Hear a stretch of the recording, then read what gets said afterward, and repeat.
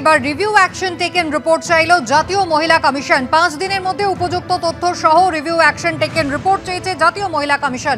সরাসরি আপনাদের নিয়ে যাব, আমাদের প্রতিনিধি পার্থ প্রতিম ঘোষ রয়েছেন আমাদের সঙ্গে। পার্থ, গত সপ্তাহে আমরা দেখেছিলাম যে একেবারে ডিজিপির কাছে চিঠি দিয়েছিলেন জাতীয় মহিলা কমিশনের প্রতিনিধিরা।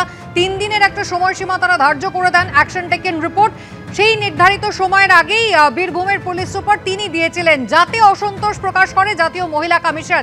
সেই অসন্তোষের কারণেই কি এই দ্বিতীয় চিঠি? একেবারে দেখ, এবং সেই জায়গায় যে অ্যাকশন টেকেন রিপোর্ট বীরভূমের পুলিশ সুপার পাঠিয়েছিলেন অ্যাডিশনাল এসপি পদমর্যাদা অফিসারকে দিয়ে গোটা রিপোর্টটি তৈরি করে, সেক্ষেত্রে কিন্তু একেবারে জাতীয় মহিলা কমিশন তারা জানান যে তারা কিন্তু এই রিপোর্টে একেবারেই সন্তুষ্ট নয়। তারপরে তারা একটা বৈঠক করেন এবং সেই বৈঠকের পরবর্তীকালে গতকাল সন্ধ্যেবেলা সূত্রের খবর আবারও দ্বিতীয় একটি চিঠি পাঠানো হয়েছে বীরভূম পুলিশ সুপারকে। এবং সেই ক্ষেত্রে বেশ কিছু বিষয় যেমন উল্লেখ করা হয়েছে, তার পাশাপাশি যেমন বলা হয়েছে যে তারা যে অপরাধটি দেখছে এক্ষেত্রে অনুব্রত মণ্ডলের যে কথা, সেক্ষেত্রে আরও 3টি ধারা যুক্ত করার জন্য নির্দেশ দেওয়া হয়েছে। পাশাপাশি যে বিষয় উল্লেখ করা হয়েছে যে এফআইআরের কপি তাদেরকে পাঠানো হয়নি, মেডিকেল সার্টিফিকেট অর্থাৎ অনুব্রত মণ্ডল যে অসুস্থ বলে হাজিরা এড়িয়েছিলেন সেই সার্টিফিকেট সহ একাধিক ডকুমেন্ট সেই সবটা দেওয়া হয়নি। অনেক ক্ষেত্রে একাধিক স্পষ্ট করে সূত্রের খবর কমিশন জানিয়েছে পুলিশকে যে এই তদন্তের ক্ষেত্রে তারা বেশ কিছু জায়গায় স্বচ্ছতার অভাব দেখেছে।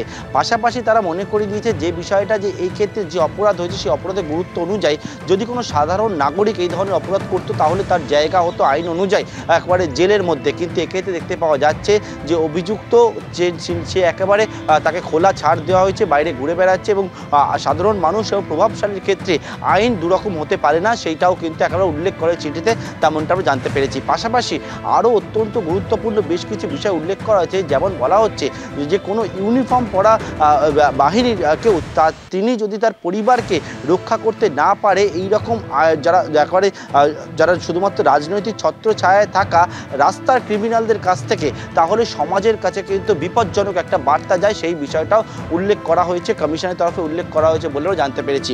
অন্যদিকে যে বিষয় উল্লেখ বললাম তোমাকে যে 79 বিএনএসের, এছাড়া 352, এছাড়া 74 নম্বর ধারা বিএনএসের, এই 3টি ধারা আগে যে ধারাগুলি ছিল তার সঙ্গে যুক্ত করার জন্য নির্দেশ দেওয়া হয়েছে। পাশাপাশি কমিশন এটাও জানিয়েছে চিঠিতে বলে সূত্রের খবর, সেটি হচ্ছে যে তারা বিস্ময় হচ্ছে যে জায়গাটা অবাক লাগে তাদের কাছে, সেটা হচ্ছে অভিযোগকারীর 2টি মোবাইল ফোন বাজেয়াপ্ত করা হলো, কোনো রকমভাবে যে ডিজিটাল ডিভাইস বা মোবাইল ফোন অভিযুক্তের সেটা বাজেয়াপ্ত করা হয়নি। সেটাই কিন্তু একেবারে তারা কমিশন জানে, তারা অবাক হচ্ছেন, কারণ এক্ষেত্রে অত্যন্ত গুরুত্বপূর্ণ হচ্ছে এই বিষয়টি।